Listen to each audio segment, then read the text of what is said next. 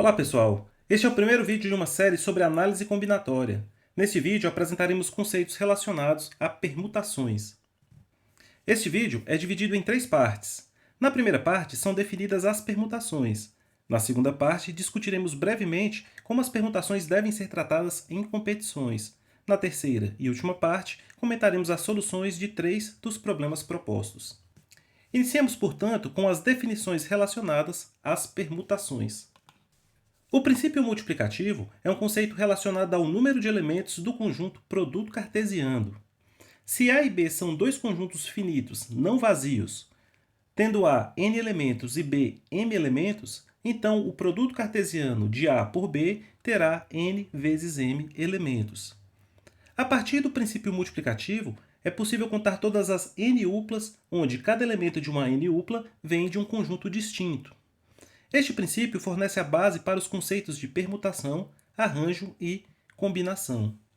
Esta é a definição de permutação. Seja A um conjunto com n elementos distintos. Uma permutação dos elementos de A consiste em uma ordenação desses elementos tal que duas permutações são distintas se dois ou mais elementos ocuparem posições distintas.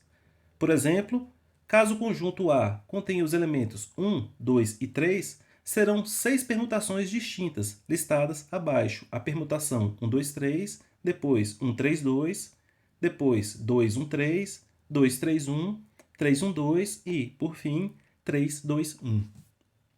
Para contabilizar o número de permutações distintas de um conjunto de n elementos distintos, observemos o seguinte. Cada permutação deve começar com um desses elementos, de modo que há n escolhas para esse primeiro elemento. Uma vez escolhido o primeiro elemento, o segundo elemento deve ser 1 entre os n-1 elementos restantes, já que um dos elementos foi escolhido para a primeira posição. Procedendo dessa maneira, serão escolhidos todos os elementos da permutação, sendo que para a última posição haverá uma única escolha. Assim, o número Pn de permutações para n elementos distintos é igual ao fatorial de n. No estudo da análise combinatória, é útil associar, por analogia, os conceitos de contagem às situações práticas, tanto para facilitar a memorização destes conceitos, quanto para identificar onde esses conceitos podem ser utilizados. Uma possível associação ao conceito de permutação é o problema de se retirar n bolas distintas de uma caixa sem reposição. Veja que cada processo de extração dessas bolas se difere dos demais no que diz respeito à ordem que as bolas foram retiradas. Essa analogia se estende para as permutações. Duas permutações são consideradas diferentes se ao menos um dos seus elementos forem diferentes. Caso existam repetições dentre os n elementos a serem permutados, a contagem das permutações distintas tem que ser feita com cautela. Suponha que, dentre os n elementos do conjunto, há apenas k valores distintos e que existam n elementos cujo valor é igual a i. Assim, dentre as n fatorial permutações dos n elementos, muitas delas se repetirão. Como há n elementos iguais entre si, se escolhermos uma permutação p em particular, ela se repetirá ni fatorial vezes, repetições que correspondem às trocas de posição apenas dos ni elementos de mesmo valor. Veja esse exemplo, onde o conjunto A tem 3 elementos, sendo que o elemento 1 se repete 2 vezes. Das 6 permutações, apenas 3 delas são distintas. A permutação 1, 1, 2, a permutação 1, 2, 1 e a permutação 2, 1, 1. Para contar apenas as permutações únicas, é preciso descontar todas as permutações repetidas. Assim, a permutação com repetição de n elementos, sendo que são k valores distintos, e a quantidade de repetições de cada um dos valores estão registrados nos números n1, n2 até nk, é dado pela razão entre n fatorial e o produto dos fatoriais de n1, n2 até nk. Esta é a implementação de uma função que computa o número de permutações distintas dos elementos listados no vetor A. O dicionário da linha 4 é utilizado para representar o histograma dos elementos de A. A chave é o próprio elemento e o valor é o número de ocorrências deste elemento. A linha 9 computa o fatorial de n, onde n é o tamanho do vetor A. Já o laço da linha 11 remove as repetições, dividindo n fatorial por ni fatorial para cada elemento distinto de A. Outra variante a ser considerada é o caso onde os elementos das permutações são dispostos em uma formação circular. Nessa situação, algumas permutações se tornam idênticas a depender da rotação. Para contabilizar apenas as permutações que não correspondem a nenhuma outra por meio de rotações, é preciso fixar um elemento, de modo que apenas os demais sejam permutados. Assim, o número de permutações circulares de n elementos é igual a n-1 fatorial. Se for necessário listar todas as diferentes permutações de n elementos, há duas estratégias possíveis. Uma é construir as permutações por meio de backtracking. A outra é utilizar a função nextPermutation do C++. Essa função gera a próxima permutação do intervalo de elementos dados, segundo a ordem lexicográfica, modificando o intervalo passado como parâmetro e retornando verdadeiro. Se o intervalo representa a última permutação segundo a ordem lexicográfica, a função retorna falso. Deste modo, para listar todas as permutações distintas, é preciso iniciar na primeira permutação segundo a ordem lexicográfica, o que em geral é feito por meio da ordenação dos elementos. A função PrevPermutation também gera permutações. A diferença entre ela e a função nextPermutation é que ela gera a permutação que antecede a atual em relação à ordem lexicográfica. Assim, o ponto de partida para listar todas as permutações utilizando PrevPermutation é a última permutação segundo a ordem lexicográfica. Ambas funções têm complexidade O de n, de modo que listar todas as permutações distintas tem complexidade O de n vezes n fatorial. Este código ilustra a enumeração de todas as 120 permutações de um conjunto A com 5 elementos distintos.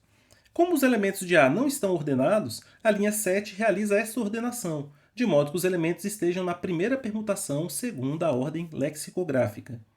O laço da linha 9 imprime todas as permutações uma por vez.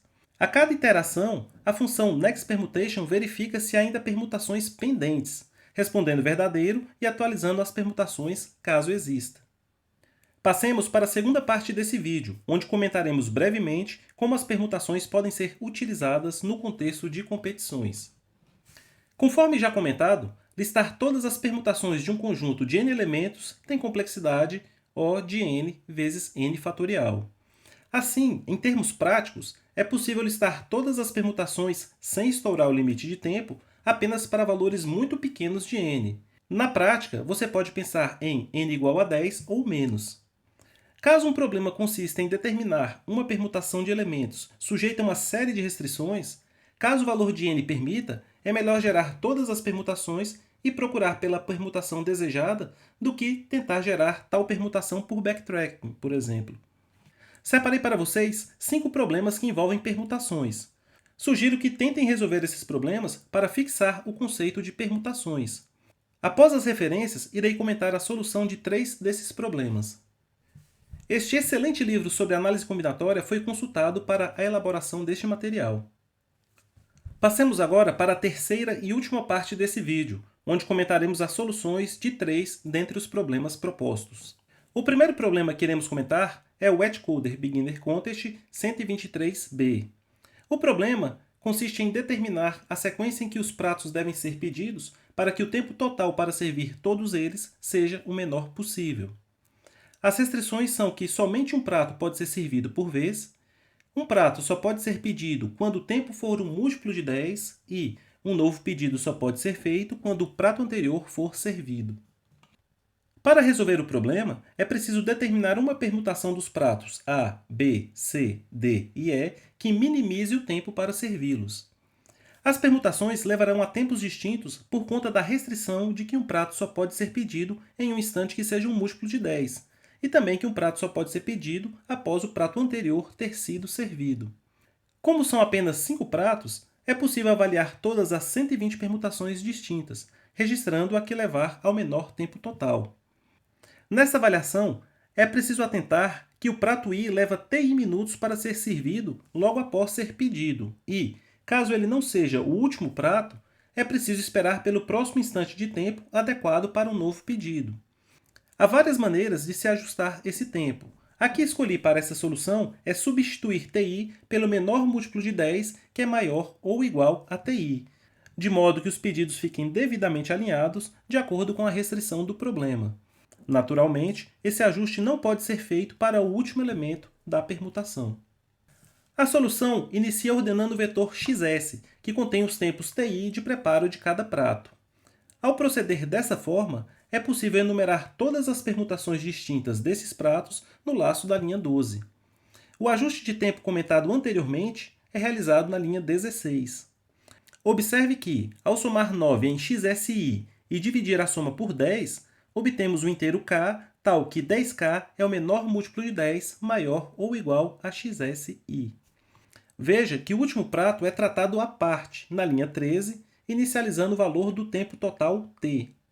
Após o cálculo do tempo total t associado à permutação, a resposta é atualizada, se necessário, na linha 18. O segundo problema que iremos comentar é o OJ216.